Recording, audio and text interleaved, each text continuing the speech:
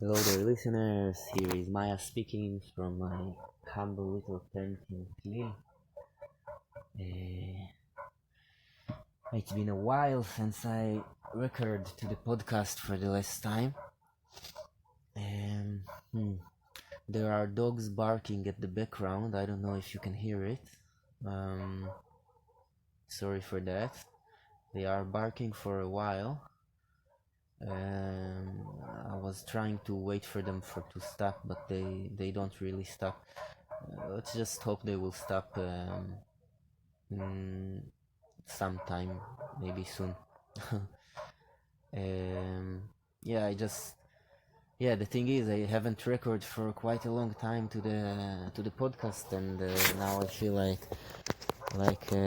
like speaking up, and so I don't want to wait until the dog will stop barking. It's just what's happening, but maybe you don't hear them anyway, so I'll go back to our yeah to what the podcast is about. Um,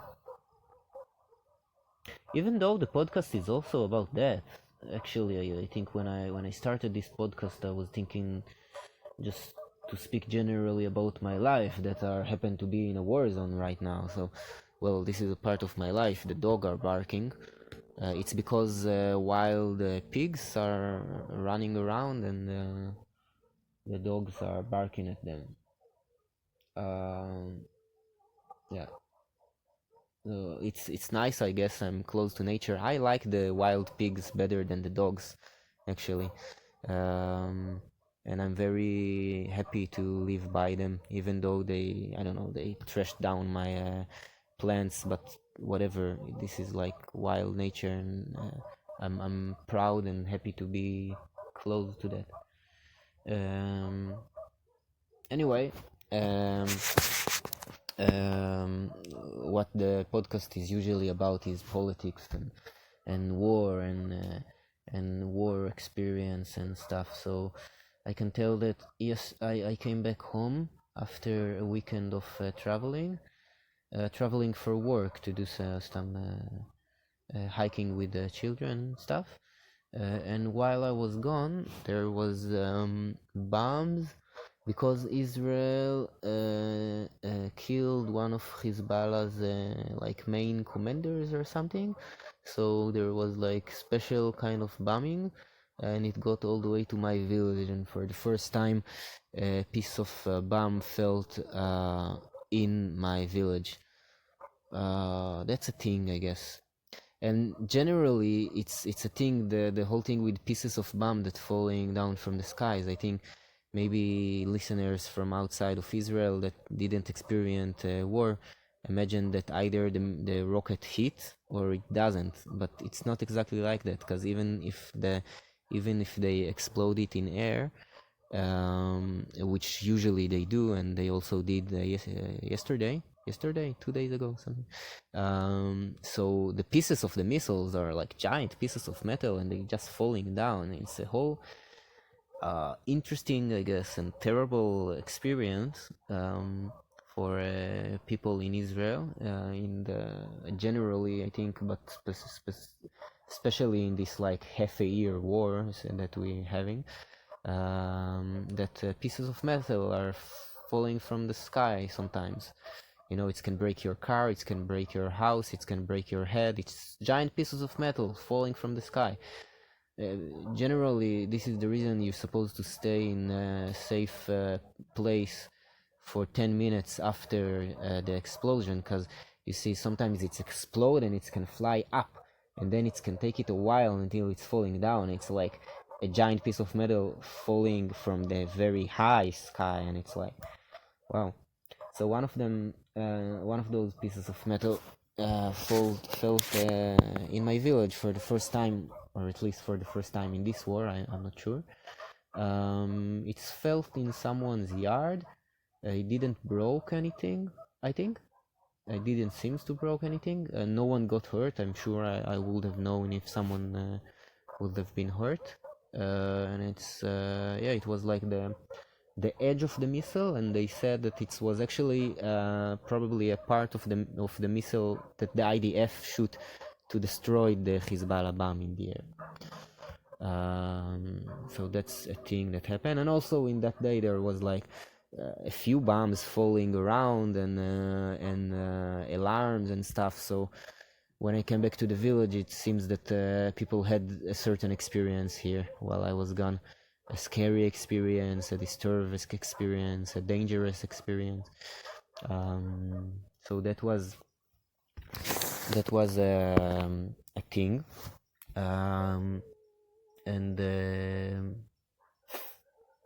And except that, I don't really feel the war in my daily life. I guess there is like the bombing went really every few days. There is like a few bombs, but not more than that. Well, that's already crazy. You see, it's crazy that we got used to that.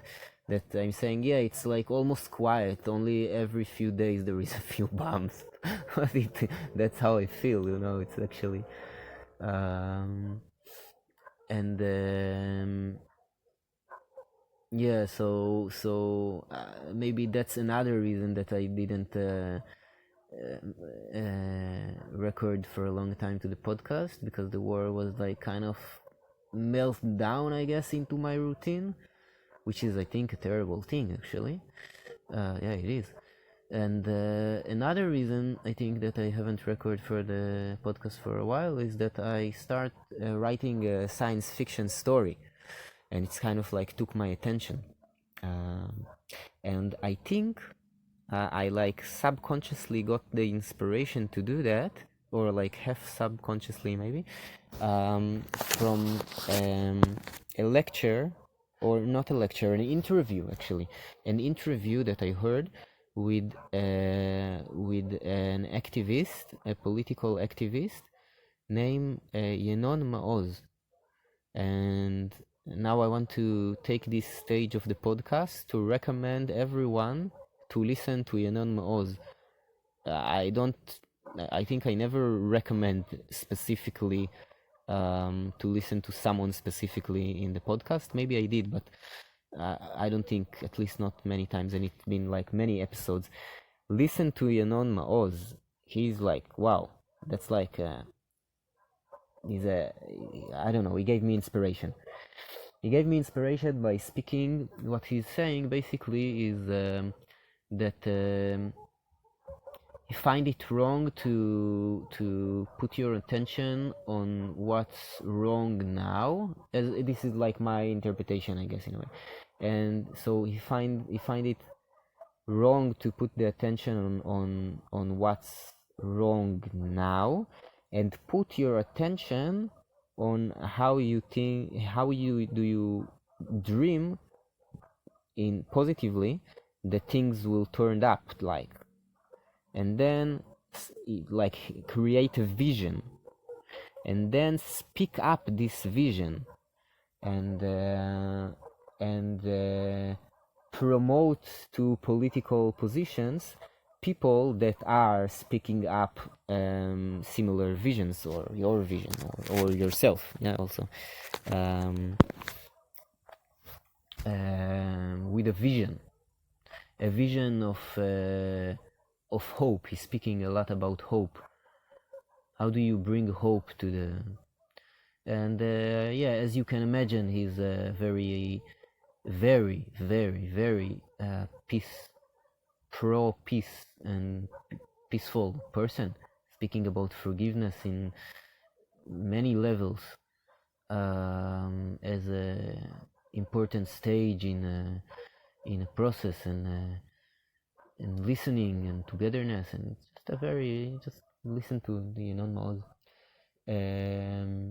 And yeah, so I think that's like kind of moved my attention from the podcast to this science fiction story. It's not a whole positive story, but maybe I won't speak about the science fiction story because it's a long story, and I will just write it down instead of speaking it up.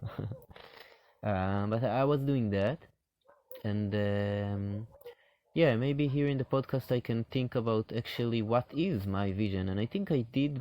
There is a few episodes that are related with the vision, I guess, mine and others, that share their vision for a positive future. But maybe I will do it again. I will have to think about it, actually. But in this episode, I wanted to give like an update, so maybe I will speak about shortly, at least, about what happened generally in this time since what was it the Israeli Independent Day that I gave my last episode. So what happened since then is that Israel, the IDF, Israel, the IDF, entered Rafah. In Israel, they say that they did everything they can to move population away from war zone and keep civilian population safe. And they say like yes, and we did it very well. But it sounds I'm not trusting that. I'm not trusting that, and I saw recently that there was like a whole refugee tent camp that was burned by fire that burst after Israeli bomb hit somewhere near, and and many people died. And I don't know. It's you cannot enter a city and like occupying it from a terror organization that controlling it without killing like lots of people. I think it's the military solution is very violent. Gaza is a very small, crowded place. Also, you know. And also, I hear like many very serious people saying that there is no good in getting into Rafah, and what need to be done is to stop the war and to go out of and to bring the hostages back in terms of stopping the war. I said it before many times a long time ago in the podcast. Recently, I heard that Gadi Eisenkot, which is one of the heads of the war commanding team in the government, is saying it now like extremely clearly. Many politicians, Israeli politicians, said it very clearly. The president of the United States demanded it very clearly to stop the war in order to, in terms of a hostages deal. But it seems that in the top of the Israeli leadership, around Netanyahu and the extreme right wing, they are determined to continue the war. They determined to claim for the complete victory. Really, from people outside of Israel, it will seems crazy, but those people are speaking for half a year now about the complete victory. And it's bullshit, and everyone, like, there is always military, politically, sociologic, I don't know, experts, really, like military experts, that's saying there is no complete victory. That's bullshit. That's bullshit, and this idea will destroy us. They say it very clearly. You can see it all the time. Like, people that used to run the military and stuff like that. So that's very, very sad. Now also there is like the relationship with Egypt are going very bad. There was like a shooting battle between Israeli and Egyptian soldiers. An Egyptian soldier was killed. Lots of very, very bad stuff really continuing happening. I think I see the light of it in stuff that are coming from the international community. For example, there was like a arrest order. Is this, as far as I understand, there was a order to arrest Netanyahu and Gallant, which is the Israeli security minister, and the heads of Hamas, Sinwar, Hania, and the third one. What's his name? Forgot, the less famous one.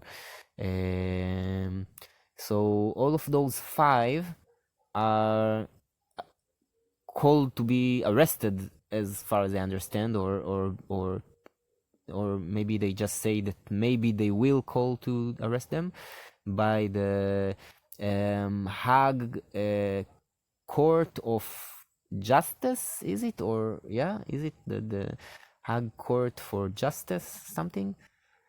Sorry, I'm a bit ignorant with the stuff that's outside of Israel. Maybe I know it very blurrily, but yeah, and I see lots of international involved all the time. We see in the news world leaders speaking that the war need to be stopped, the hostages need to go back, there need to be Palestinian state in all kind of levels.